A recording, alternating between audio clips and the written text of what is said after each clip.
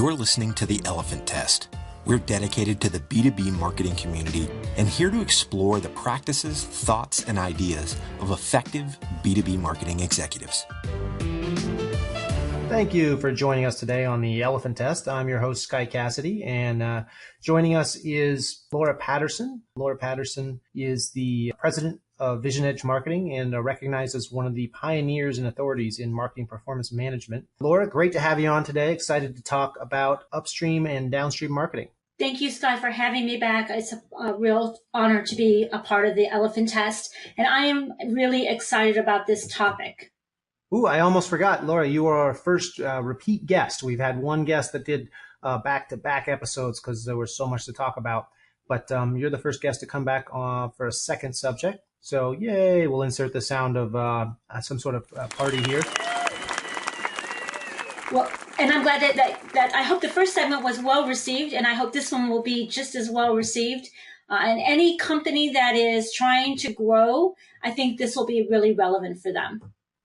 Excellent. So upstream, downstream marketing, let's jump straight into that. I think the first time we spoke, we kind of covered your background a little bit and stuff. So we'll hop right over that and directly into the subject matter here of upstream, downstream marketing. Can you tell me and tell the audience kind of what upstream, downstream marketing is and why it matters? Great. I'm going to answer the why it matters, and then we're going to get into what it is, because I really want folks to understand that if they're on any kind of trajectory for growth, or they have any kind of a mandate, whether it's from their board or from their leadership team or just internally that they want to grow, to do that well takes a number of factors, of which upstream marketing is a critical part. Succeeding at growth, it's not that easy. And that's why so many companies go the M&A route. But if you want to do it organically, you kind of have to think very differently. And that's where the role of upstream marketing comes into play. Yeah, as a data company, those M&A companies drive us crazy because they're constantly buying companies up. And it just makes it really hard to keep our data clean. Say, oh, now this company is part of this company, part of this company, part of this company. I wish they would stop doing that. Well, it's challenging for all of us who service organizations that go through any kind of M&A integration, because it has a tendency to put people in sort of a delay mode as they try to do all that integration. But succeeding at organic growth, I'm sorry, marketing to people that are in the middle of a merger is the worst. Yeah. Yeah. We're merging, check back in a month, and then 2 years later, they're like, yeah, we're still merging. Yeah, you are so right, Sky. Yes, we have had that same experience. But today, sorry, I know that's a distraction. I know that's a side thing. But so upstream marketing, back to that. Yes. Well, I think this is really an important point that you're bringing up. Today, there is more pressure for organic growth, because a lot of people have done the mergers and acquisitions, and now they're saying, okay, show us that you can actually now grow. So growing takes being customer-centric. It really takes solving customers' material problems, and it takes having insights into your customers. Who are they? What do they want? When do they want it? Which means you have to have a strategy, right? And all those things, those are all linked to marketing. And so when you think about what I just said, customer-centric, solving a customer's material problem, having insights, having a strategy, then you're thinking in terms of marketing. Because again, in order to accelerate and succeed at organic growth, you've got to be able to create a competitive advantage. You have to have continuous innovation and really, really the ability to do solid segmentation. To put it in a little bit of a nutshell here, when you're saying upstream marketing, that's really the long-term kind of making sure the boat is pointed in the right direction, moving forward. The big plan kind of stuff. And then downstream is more of the direct sales support in the trenches type work. I Googled to try to make sure I was able to.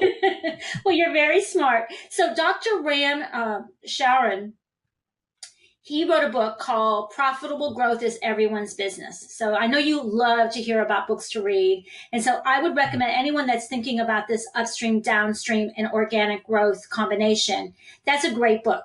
And the way that the book articulates it is that upstream, to your point, is the strategic aspect of identifying and fulfilling customer needs. So to do that, you really have to be good at segmentation.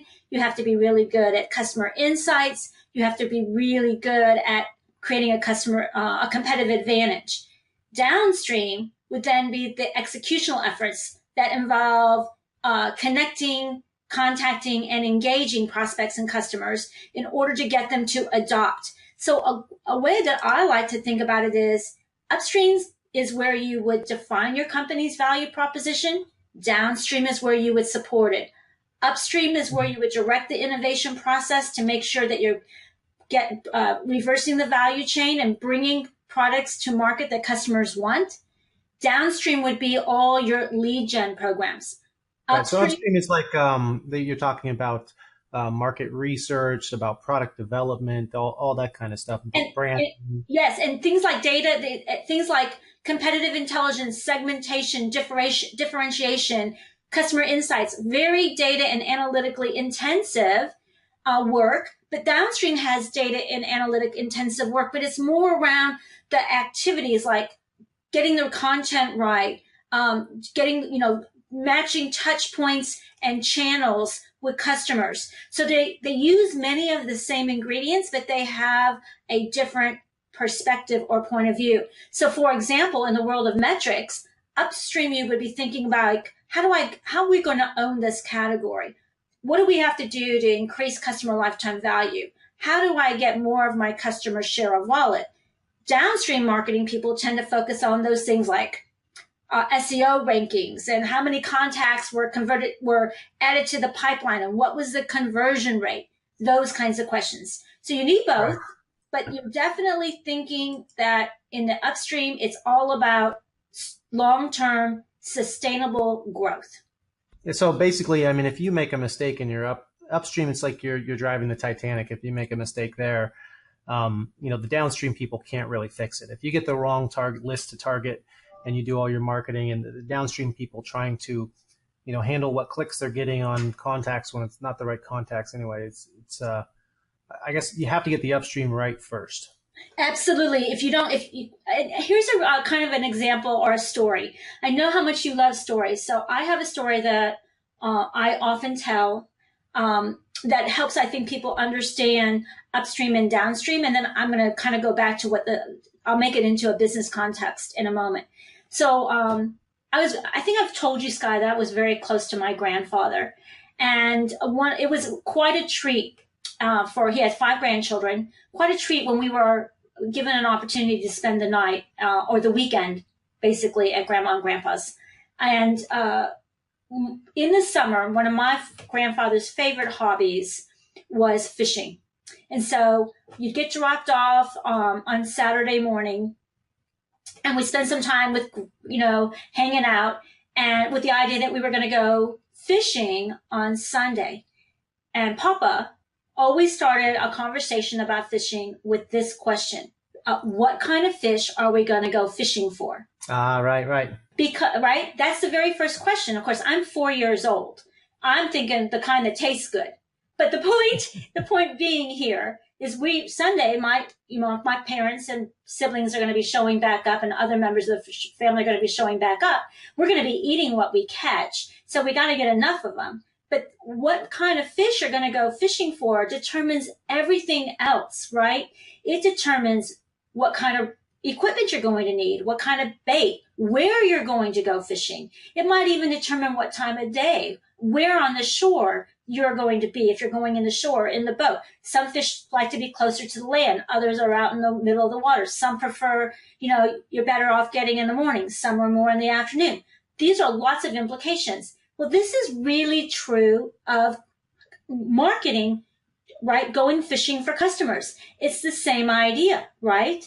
So if you envision, 4 years. We've seen this with pitches. Yep. We'll have a great pitch and we'll give it to the team, but they're pitching owners at small businesses, which are very different than marketing directors at large businesses as far as the approach.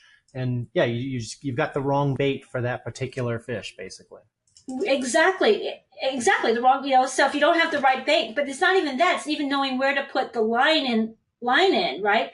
So if you're thinking about marketing and sales, if we're doing the upstream right, to your point earlier, it makes everything downstream, which is marketing and sales, more effective and more efficient. So try to kind of continuing on with that sort of story. I did not like worms. I was not a big worm fan. So the fish that we tended to go for when I was in the mix on that weekend were fish that like dough bait. So grandma would make the dough bait. We'd get all the gear, right? We'd put it in the Rambler, pack it all up. In the morning, we'd get up. I'd get my thermos of hot chocolate, and Papa got his thermos of coffee, and we got all the other stuff together, and we would drive out to where we were going to go. Back to that bait. Is that the bait that looks like caviar? Yeah. Well, it depends on what grandma puts in it, right? So yes, caviar. That's interesting. Growing up, we would fish every once in a while. We had the little caviar eggs you'd put in a little kind of fishing sack, and that was one of the bait things you could use. And then later in life, I'm married to a woman from Ukraine now, and we would go over to their house, and they had the red caviar, and I was like, this looks exactly like what we would buy at the bait shop. I said, we would fish with this stuff. Are you kidding me? But that was my connection. And then I tasted it. It's delicious. So there's no wonder you catch fish with that stuff. Yeah, exactly. So, but it's back to the story, but you're exactly right. We get to where we're going to go fishing, and we get out, and what's the first thing that, the next thing Papa asks me is, where are we going to fish? Right? So you're looking, what are you doing? You're looking around at the competition. Like, where are they fishing? Do you want to be where they are? Do you want to be not where they are? Again, back to what do the fish like to be? So we go get our spot, pick it out. We bait our hooks. We cast our lines. And of course, what do? We're waiting. So we'll kind of continue that story on. But if you think about it from a business perspective, here's the kinds of questions we often hear the CEO, the COO, and presidents of companies ask us. They ask us, what segment should we go after? What customers? How do we get access to them? What is value to the customer? What's value? Who is loyal? Who is at risk? How can we improve retention? What new solutions should we bring to the market? How do we accelerate adoption of our solutions or our products? Which existing markets and customers should we grow, and how do we do it? How do we get new customers? Where do we get them? Which of our customers are predispositioned to purchase some of our other products, and what will they buy, or how likely are they to buy them? And then how can we reduce how long it takes them to buy from us, and how can we improve the win rate? Every single one of those questions is upstream questions, and they're all marketing questions. That's all narrowing down your audience. The where are you going to target them? The what are you going to use to target them? How are you going to approach them? All that kind of stuff. I guess I've seen this with people who, they want to go to particular events, or they want to try to sell to people on LinkedIn. And one of the biggest mistakes I've seen in this area, I think, is when people say, my target audience is here, so I'm going to go sell to them here. And what they don't realize is the target audience isn't there to be sold to. You see some of these things with, maybe LinkedIn groups is a good example of them. You'll have a LinkedIn group, and everybody there is there to sell everybody else there. Nobody's there to be sold to. And people think these guys all look great, except for they're not. That's not what they're there for. Yes, and so I think you're bringing up the starting point. The starting point in doing this well is segmentation, right? Looking for those meaningful differences. So back to a personal example. I think you might remember that I spent spent 14 years in the semiconductor industry. Right. And when I first joined the company, we went to a lot of trade shows called things like Semicon and WestCon and NorthCon. And many of those trade shows were just other semiconductor companies talking to each other. And I said, but that's not who we really want to sell to. We need to think about our segments differently. Yeah, they're all engineers. We're selling to engineers, design engineers, but they're not all potentially the same. And so one of the things that our first form of segmentation, which is a very common first form of segmentation, was vertical industry segmentation, right? So we said, right. We kind of have these key segments. We have the computing industry. We have the consumer electronics industry. We have the communications industry. We have the transportation industry. And our products are used differently in those industries, even though they might be the same kind of semiconductor, and they're all being designed in by engineers.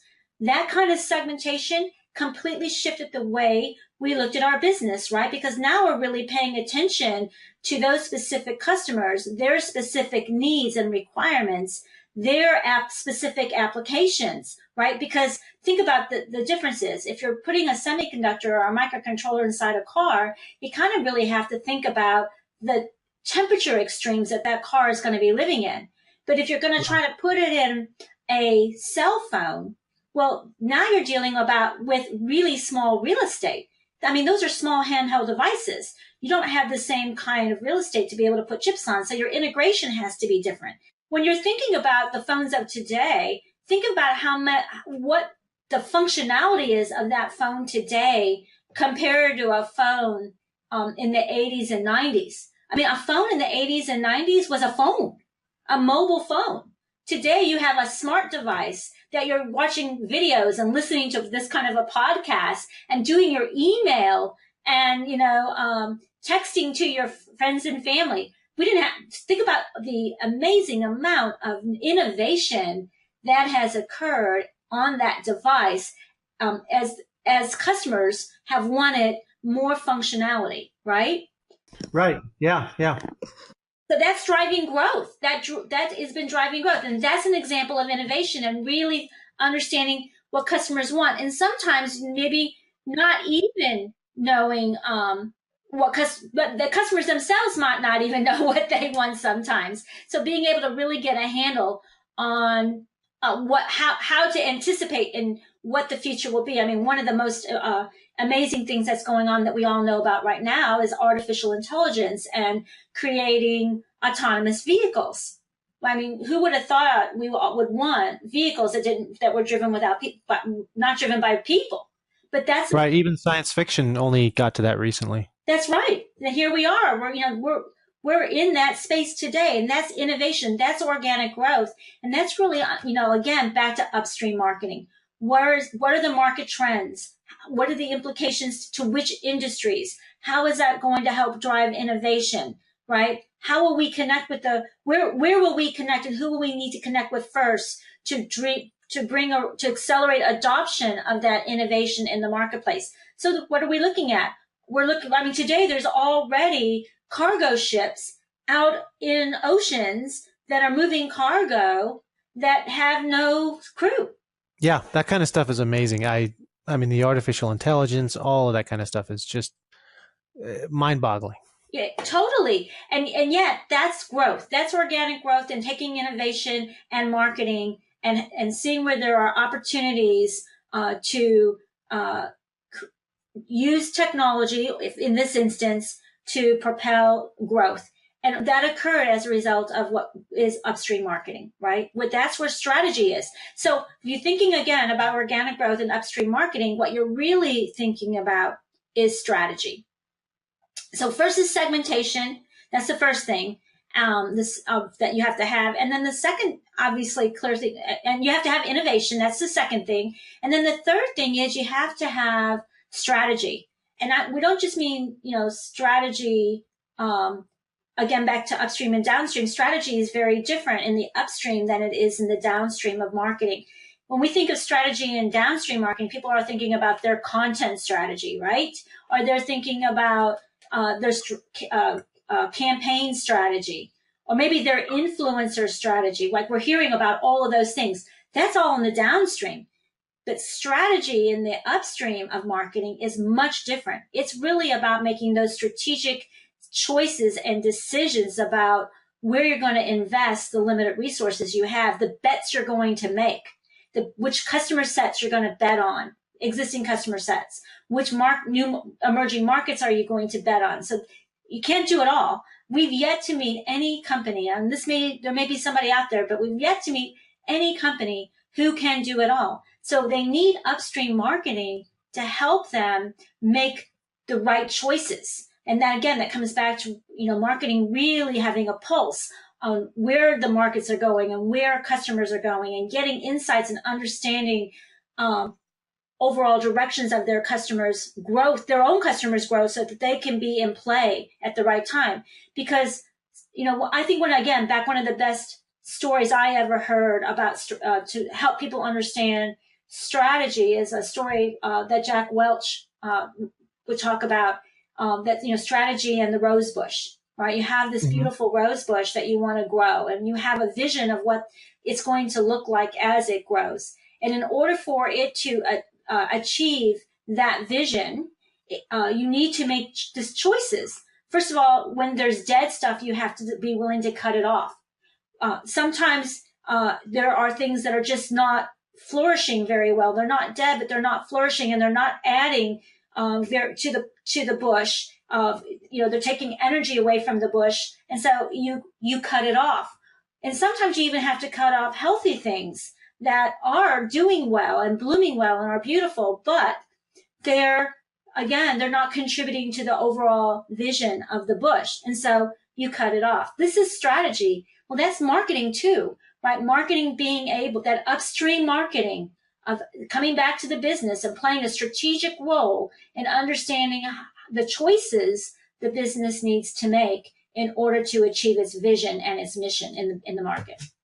And I guess that you have to make choices. I've seen companies seem to go one way or the other, where they think they're going to do everything, or they limit down to, this is the only thing we're doing. And it's, when times are good, it's like, we're going to do everything. We're going to be everywhere, do everything all the time. They don't limit their industries. They don't limit the events they go to. They do so little limiting. And then all of a sudden times are tough, and it's, okay, we're doing none of this stuff. We're only doing this one thing. And I guess that's the extreme and maybe not well-guided version of that strategizing. Well, yes. And so to your point, those are extremes on the continuum. But if you don't have good upstream marketing and whittling it back to the one thing, right, as opposed to being sure that you're working on the right things. So that takes you sort of to the next key component of being able to do upstream marketing well is, I'm going to emphasize, takes really good data and analytics. It takes really a marketing organization that is thinking strategically and is aligning itself to the business. So downstream marketing is about aligning to sales, but upstream marketing is about aligning to the business. So to your point earlier, if you don't get the upstream right, then you have no fish at the downstream because you're not in the right place.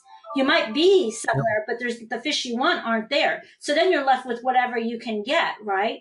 But if you you've got your Dora the Explorer fishing rod, and you're out doing deep sea fishing, and it's just not going to give you any results. Right. Or what you're going to bring home isn't going to be the kind of thing that you were hoping to bring home. I want to take a break here. After the break, can we speak a little bit to maybe some of the MarTech that people might use for some of these areas, or some specific solutions to some of this, maybe running through a scenario for the segmentation, innovation, strategy, data and analytics? I think I got it all there. Let's speak to that a little bit, specifically the MarTech. And not necessarily every area is going to have this. So you're the expert. Don't let me force feed you having to fit something in that doesn't. But any specific MarTechs people might want to look at for some of these things, as well as strategies. So keep that in mind. Don't answer now, but when we come back after the break, let's talk about that. Did you know that 80% of successes are driven by mindset? Jamie Crosby helps forward-thinking companies of all sizes optimize their sales by teaching their people to develop and maintain a peak performance mindset. Give your team the mental tools they need to break through obsolete barriers, improve team dynamics, and generate the high-impact behaviors that propel companies forward year after year by going to jamiecrosby.com. Hi, welcome back. This is Sky Cassidy on the Elephant Test. I'm here today with Laura Patterson. After the break, Laura, before the break, I'd asked you about MarTech in upstream marketing and any specific techniques or MarTech that we could use up there. Can you speak to that a little bit? I'd love to. So I think, if we go back to distinguishing marketing upstream from downstream, one of the things that I like to highlight is that downstream is really lead gen, and upstream is really demand gen. We often use those words interchangeably, but they're not. Demand with a capital D happens in the upstream. Lead gen, the stuff that puts things into your pipeline, happens in the downstream. And so the MarTech suites today are excellent tools to support the downstream, right? We've got CRM systems, we've got marketing automation systems. We have all different kinds of Salesforce automation systems, lots of different kinds. We've got marketing resource management systems. I mean, just about an acronym for just about every kind of aspect of marketing in the downstream. But in the upstream, they're more limited. Those really are different kind of tools and technology, like business intelligence platforms would be really there, and model development platforms would fall in the upstream. And so that takes me to the part that I think is most important for people who want to sink their teeth into upstream marketing, is they have to get really good at analytics and looking for those patterns and building models. So we talked a little bit about the fact that they're customer-centric. We've talked about the fact that they do really good segmentation, that they are awesome at data and analytics, and they need that in order to build out really good libraries. And we find that best-in-class marketing organizations that are really good at the upstream at answering those kinds of questions and helping drive strategic decisions have a model library. They have like 12 key models in this library. And so I'd like to suggest that this would be something for our listeners to look at and say, do we have these models? And if we don't, should we go about getting these models? So the very first one is the segmentation model. How does your organization make segmentation model decisions? We like to recommend, using what we call fit and behavior criteria to look at segmentation, but it's not the only way. So you want to be able to have go after segments where you have the greatest opportunity and the best accessibility. So if you're thinking about opportunity and accessibility on your axes, what might your model look like? So segmentation model should be like a very, very basic model in every company's organization. Now, out of segmentation come persona models. We've been talking a lot about personas. As you know, Sky, there's been lots written on that. And So is the persona, when you say persona, is that the person or the company or both? So personas are typically at the buyer, recommender, influencer level. So let's say you have a device or a solution that's being sold into a market. Let's say you have you're a medical device company and you're selling into the healthcare industry. You would your verticals might be clinics, and you might have them regional hospitals, and then you might have these large enterprise corporate type of hospitals, right? Those would be different kinds of segments, for example, in the healthcare. And then inside those segments would be buyers like the hospital administrators, the procurement people, and maybe the clinical staff. And of course there's patients too. So those would be kind of examples of functions or roles. But then you might want to think about the persona. The persona of a hospital administrator might be different depending. So you might have personas of a hospital administrator who wants to be on sort of leading edge and be doing the latest innovations, whereas there might be other, or maybe that's a good example of a clinical staff, and then there might be other clinicians who really like tried and proven and true and familiarity, right? So those would be different personas as an example. Would you say maybe one of those groups would tend to attend a certain type of event or something like that and another wouldn't? Or is that the kind of segment, is that how you're kind of segmenting them out?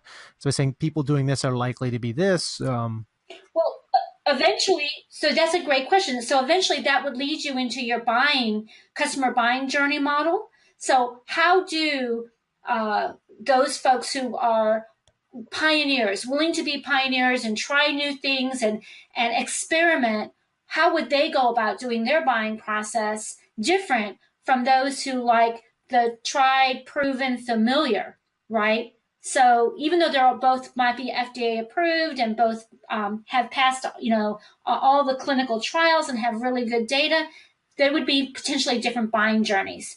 They would need different touch points. So that would be an example of a touch point allocation model. For example, some might prefer tried and true might actually prefer more referral based, their own community and what their own community recommends and refers and uses, as opposed to what maybe a more pioneering staff might look at. So again, that you'd be looking at these kinds of models. So segmentation, persona, buying process, touch point, pricing models, a basic part, right? Pricing models, that would be upstream. Right.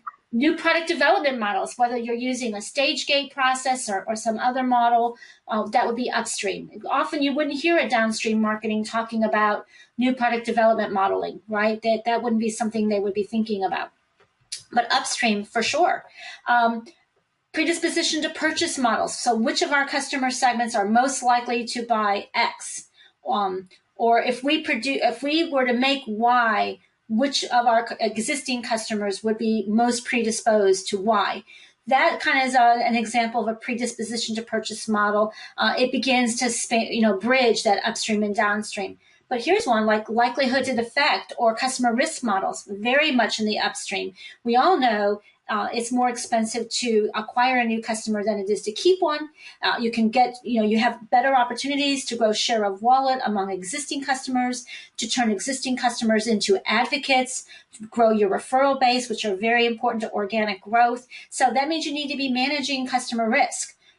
So that's a lot different than just looking at a net promoter score. That's really a different kind of modeling. And then portfolio management. That's back to understanding the portfolio of services and solutions and customer sets and which things go with which one's best. And at what point is the product, life cycle ready to be shifted? And what does that mean in the market? And so those kinds of questions, our models are really examples of things that would be in the library of a company that has a commitment to upstream marketing. Excellent. So if a company I'm going to try to distill it down a little bit. If a company wanted to, have a couple different models, like you're saying, I think you said ideally they'd have 12 models, something like that. Yep. I listed 12. There's 12. Okay. If they wanted to do a really simple, like let's have a couple models and say it started with 3 models, or would you recommend that's not, I guess, is there no models or you go straight to 12 or can you have different amounts? No, I think you'd build on them. And the very first one I would think about having is a segmentation model. Right? I think that's really important. And then personas, because once you have a personas, you can begin to see how that's going to percolate into other things you do. And then on new product development models. I mean, you can't really grow without innovation. I mean, innovation is a fundamental to growth, long-term sustainable growth. So I think if I had those 3 in my library to start with, I'd be off to a pretty good start. Okay, good. Because we were getting pretty deep there, and I thought, I'm starting to get overwhelmed. I'm sure the audience is. I want it simple. So we've got segmentation. What was number 2 again? Personas, right, and then new product development are kind of 3 simple. You can boil down to that and then build on top of that. Now, when you're building on top of that, is that going to be kind of more refined versions of those 3, or are you adding on whole other categories of models? Eventually there'll be other categories, like pricing models would be kind of separate, and customer risk models, right? Those are all kind of separate. But here's the way to think about your segmentation, persona, NPD, and all of these models. So when we're talking about growth, we're talking about revenue, right? And one of the things that, there's an old saying, you can't save your way to revenue, right? If you remember hearing that saying, Sky? Yep. Sounds right. That's my excuse all the time when I go shopping. Somehow I don't think it works in that direction, but. Yes. Well, there is an old saying, you cannot save your way to revenue. So companies that we work with who are looking at operational excellence or commercial excellence, they have a tendency to look at processes that are going to drive efficiencies. And if you're back to upstream marketing, you're really looking at processes that are going to drive growth and revenue. Right. So if we invest a lot in here, we're going to get a much bigger return, basically, than if we just kind of, try to hold every penny and go make some sales kind of a model. That's right. And in fact, research that was done by Roland Russ, Christine Mormon, and Peter Dixon many years ago looked at the whether it made a difference where you focus in terms of operational excellence. And they found that companies who addressed what we call revenue or growth oriented processes was statistically significant in impacting both financial and customer relationship performance. In fact, they got a 1 year ahead of their colleagues positive impact on return on assets and stock returns. So I'm talking about money now. I'm actually talking about not just revenue, but money. Whereas companies who focus on those cost management processes or who try to do both actually had no impact on either financial results or customer relationship results. Yeah. So what I guess I'm trying to say here is if you're going to think about the upstream and you're going to think about how you are going to look at that and operationalize that internally, it means you're looking at your growth processes versus your cost saving processes. So growth processes are anything that's going to help you acquire customers, help you retain customers, and help you grow customers. And they're very externally oriented. And my recommendation would be, as a final point here, in addition to the things we talked about from an upstream marketing, would be for your marketing organization to make sure that they have really well-oiled growth processes in place so that acquisition, retention, growth processes, those are humming right along. Right. I guess something that I wasn't connecting it here before, but when you talk about upstream, downstream, we've really got the hunter-gatherer kind of model, and then you have the farming model. I mean, one is you're planting your seeds and they're going to pay off, and then the other one, the downstream, is kind of constantly hunter-gatherer type of a setup. And something that I was thinking of that's come up here before as well. You know, when it comes to lead gen, that's the immediate result people want. And I've seen a lot of small companies that, you know, we'll talk to sometimes. When we didn't have our segmentation on, we were talking to a lot of small companies, and they would frequently tell us, oh, we don't need data. You know, Mountaintop Data, that's the company that I run. We don't need data. We just have our sales guys go online and find the people they need to talk to, and they're on LinkedIn and stuff like that. And I think that's basically, that company has no upstream marketing then. They just have salespeople doing the direct downstream stuff. And those companies, it's just not a scalable type thing. Those companies never grow to be big companies. You can't really institute growth with that kind of a model. You really have to go into the planting long-term seeds kind of a thing, but it takes more investment. So they would say, we don't want to spend a couple dollars on a data foundation for these guys to reach out to. We'll just have them do the work. So I guess it's that overcoming that initial investment that's needed for the upstream that pays off greater, but it pays off later also. There's some real truth to that. And to your point, the people who are into sales now, right, fill the pipeline with leads or whatever the language might be. I mean, yes, that's a very downstream focus. And it's a reflection of their culture. So upstream marketing can only thrive in companies that have a growth culture, right? Because they really are customer focused. They're really about optimizing the customer experience. They're really about customer insights and competitive intelligence. They are all about fostering a learning organization, an adaptive organization. They prize data, right? So if you look at those kinds of growth cultures, then upstream marketing can survive in that. If you don't have a growth culture, it would be more challenging for a person who is committed to upstream marketing and believes in upstream marketing to thrive in that environment. Yeah, I can see that. I may have mentioned it before in this podcast, but I remember back in the day, I had a customer that left the company they were at, and they told me when they went to the new company and reached out solely for the purpose that their new company or their old company wouldn't purchase the data they needed to do their job. They wanted them to do basically a lot more short-term stuff and just get something now. And they said, I was constantly bugging them about this data we had and having them buy the data. And eventually the guy just left, and he said, hey, if the company I'm working for isn't willing to do the, I didn't know the term then, but the upstream stuff that needs to be done in order to have success as a marketer, the guy just left. He said, I got to go to a company that has the culture, has the desire to do these practices that really need to be done for, like you said, for growth. I think you're bringing up a really good point. And so for your listeners,